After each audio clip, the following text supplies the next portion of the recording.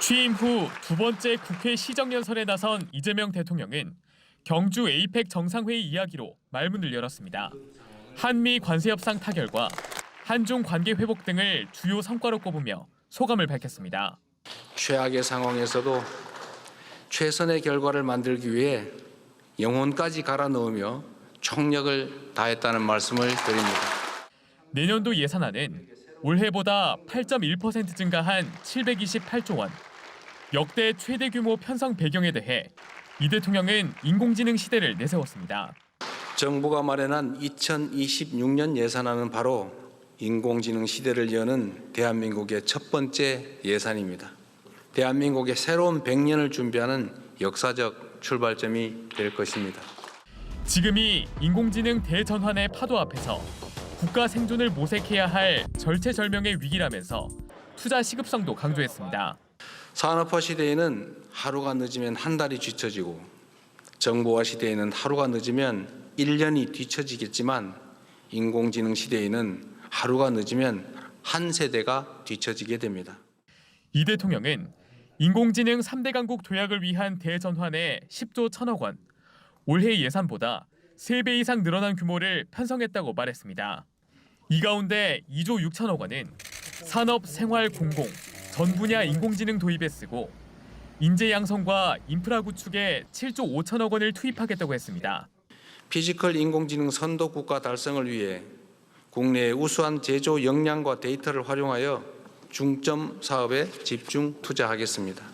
인공지능 경쟁력 강화를 위한 고급 인재 1만 1천 명을 양성하고 내년도 국방 예산은 올해보다 8.2% 증액한 66조 3천억 원이 편성되는데 이 대통령은 최첨단 무기 체계로의 개편 등을 통해 우리의 염원인 자주국방을 확실하게 실현하겠다고 약속했습니다. 북한 연간 GDP의 1.4배에 달하는 국방비를 사용하고 전 세계 5위의 군사력으로 평가받는 우리 대한민국이 국방을 외부에 의존한다는 것은 우리 국민의 자존심 문제 아니겠습니까?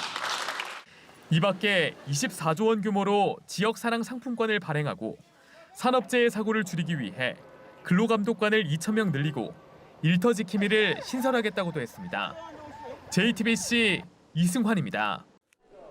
국민의힘 의원들은 상복 차림에 근조 리본을 달고 국회 본회의장 계단에 섰습니다.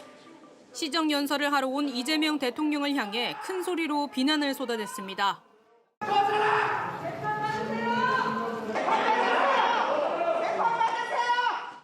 전날 내란 특검이 추경호 전 원내대표를 내란 주요 임무 종사 혐의를 적용해 구속영장을 청구한 것 등을 문제 삼은 겁니다. 이재명 대통령은 가볍게 목례를 한 뒤 자리를 떴습니다. 이어 이 대통령과 우원식 국회의장 여야 원내대표 회동에도 국민의힘은 불참했습니다.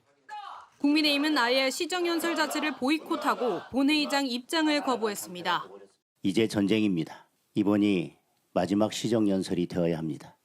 여당 의원들의 박수만 받으며 입장한 이 대통령은 텅 빈 국민의힘 의석을 언급했습니다.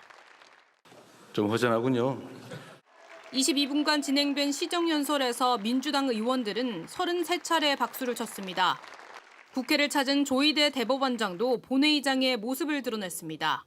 민주당은 지난해 윤석열 전 대통령이 시정연설을 거부한 것을 거론하며 야당의 보이콧을 강하게 비판했습니다.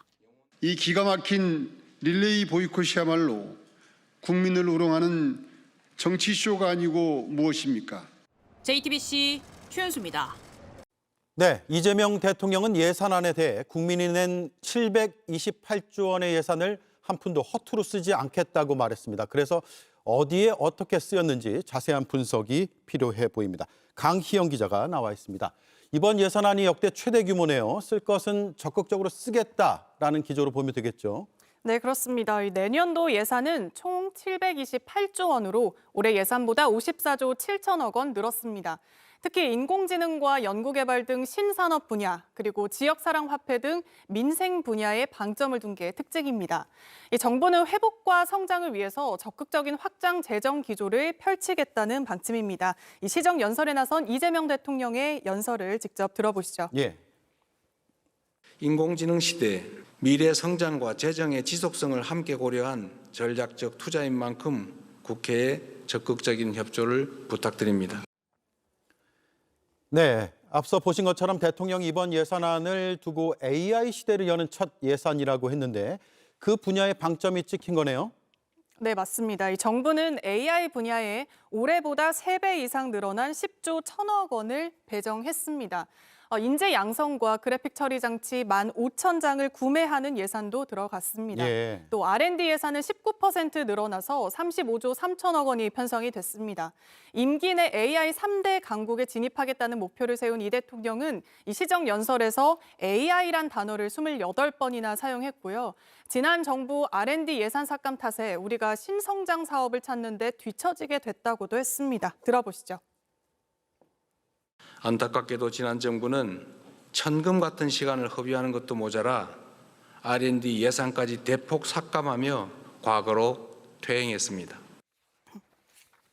네, 그리고 이재명 표 사업에 대한 예산도 있는데 이건 여야 합의가 쉽지는 않아 보이는데요. 네, 그렇습니다. 이 대통령의 대선 공약인 이 지역 사랑 상품권을 비롯해서 인구 감소 지역 주민에게 주는 월 15만 원씩 주는 이 농어촌 기본소득과 일부 중소기업 직장인들에게 식비를 지원해주는 사업도 신규로 편성이 됐습니다.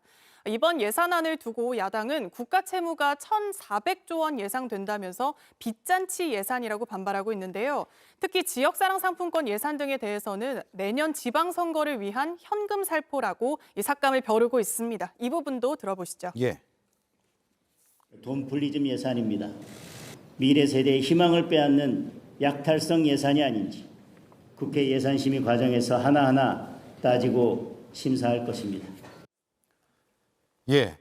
자, 야당이 저렇게 나오면 올해도 예산 법정 처리 시한을 넘길 것 같습니까? 어떻습니까?